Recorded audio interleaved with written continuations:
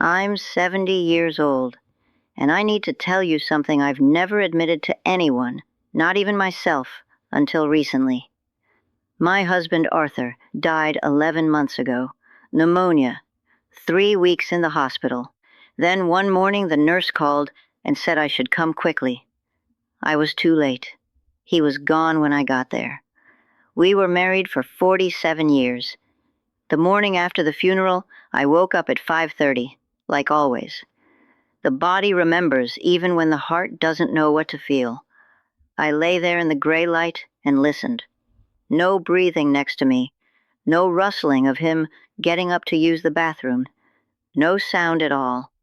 And the first thought I had, the very first thought, was, I don't have to pretend anymore.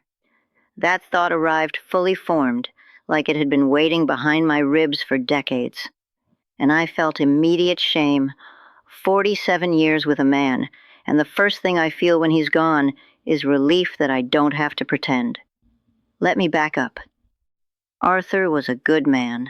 Everyone said so. He worked 40 years at the same company, never missed a day, never complained. Came home every night at 5:30, sat in his chair, watched the news, ate dinner I made, went to bed. Repeat, for 47 years. He never hit me, never yelled, never cheated, never did anything wrong. That was the problem. He never did anything at all. I met Arthur when I was 19. He was 22, handsome in a quiet way, steady. My father said he had good character. That was enough in 1965. Good character meant he would provide, meant he wouldn't leave, meant I would be safe. Nobody asked if I loved him. Nobody asked if I liked him. Nobody asked anything. I was 19. The first year was fine. We were young. We figured it out. But somewhere around year 5, I started to notice something. Arthur didn't talk to me. Not really. He talked at me. He told me about his day. He told me what he wanted for dinner. He told me when the lawn needed mowing, but he never asked about my day. He never asked what I wanted.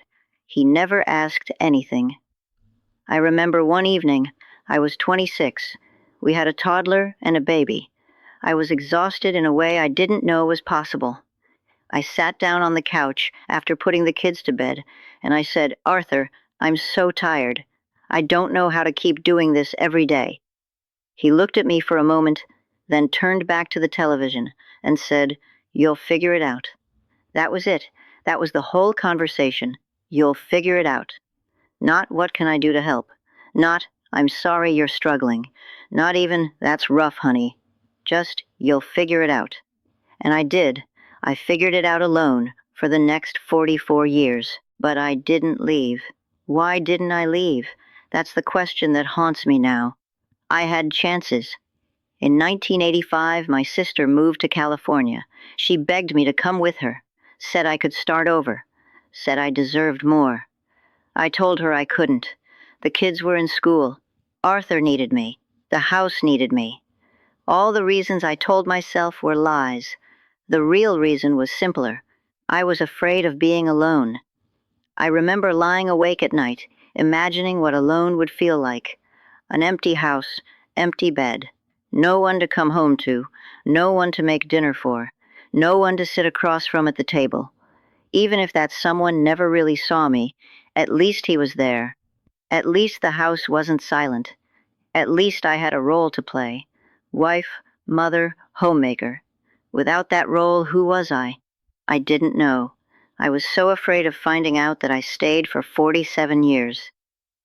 The years blurred together after that.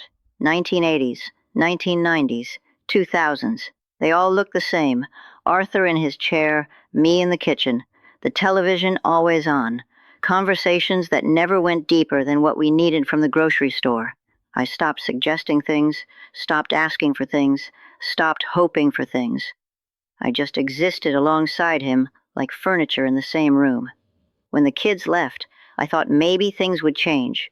Maybe without them to focus on, Arthur and I would finally talk, finally connect, finally become something more than two strangers sharing a house. But nothing changed. He sat in his chair, I sat in mine. The television filled the silence, and I told myself this was just what marriage became after enough years. This was normal. It wasn't fine. It was empty.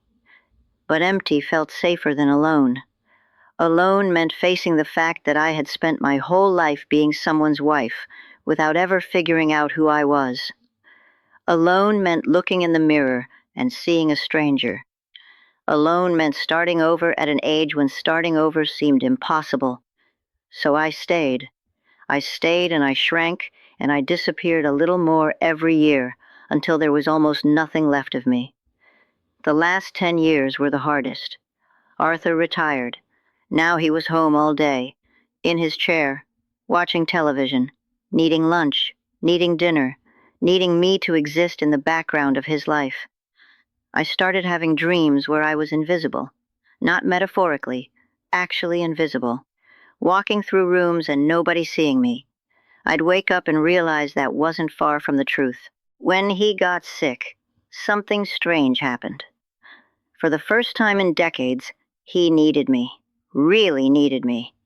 Not for meals, not for laundry, for comfort, for company, for someone to hold his hand in the hospital.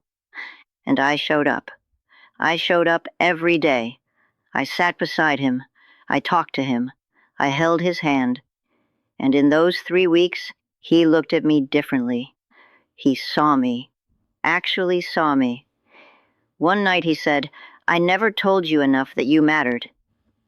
I didn't know what to say, so I just squeezed his hand and said, "I know." I don't know if he meant he should have said it more, or if he was realizing for the first time that he never said it at all. Either way, it was too late. Too late for 47 years of silence. Too late for all the conversations we never had. Too late for the woman who disappeared so slowly she didn't even notice until she was gone. After he died, I came home to an empty house. Not the house we shared, just my house now. I walked through every room, his chair, his side of the bed, his coffee cup still in the sink, and I waited to feel something.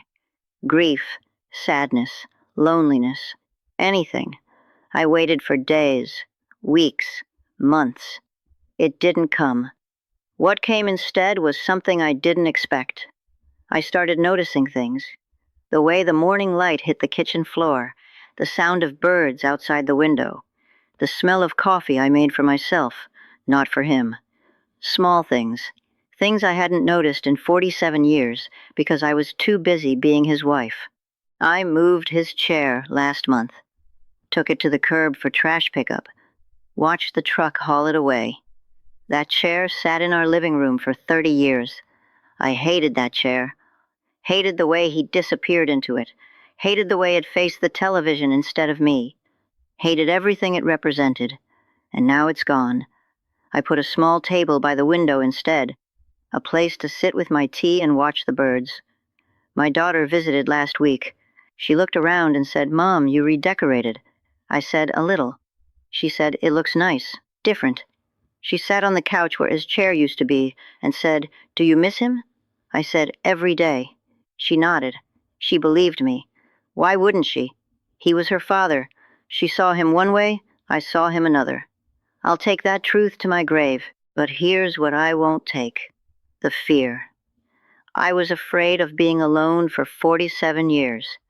Afraid of empty rooms and silent nights, and not knowing who I was without him. And now I'm alone, and it's not empty. It's full. Full of quiet mornings and afternoons with books and evenings with music I choose. Full of space to think and breathe and exist without performing. Full of me. I started writing last month. Nothing fancy, just memories, thoughts, things I never said. Pages and pages of them.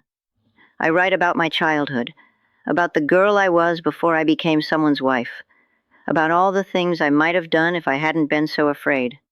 It's not too late, I tell myself. At 70, it's not too late. Maybe that's a lie. Maybe it is too late for some things, but it's not too late for this, for finding out who I am when no one is watching. Last night, I dreamed about Arthur. We were young again, newly married, sitting in our first apartment. He looked at me and said, "Are you happy?"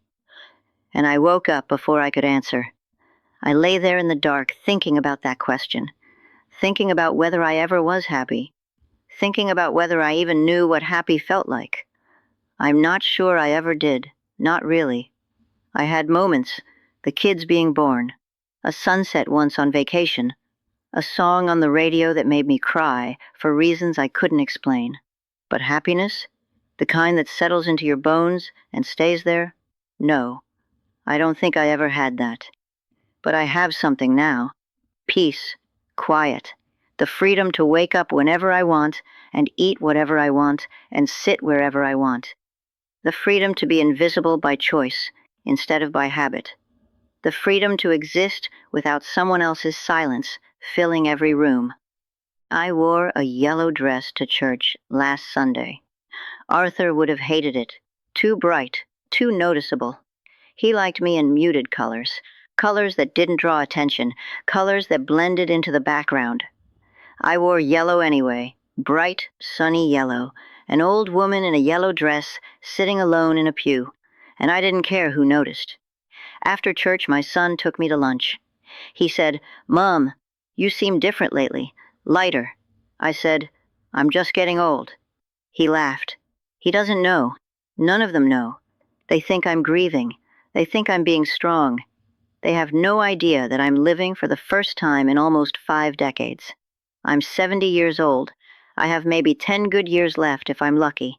10 years of mornings without pretending, 10 years of evenings without performing, 10 years of being alone but not lonely, 10 years of finally meeting the woman I should have been all along.